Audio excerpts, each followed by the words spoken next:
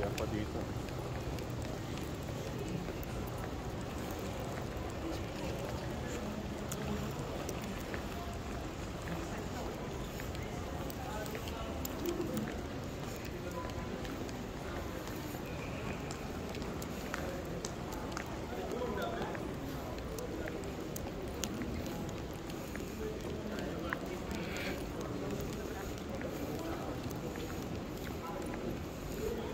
Diretso na tayo, pre.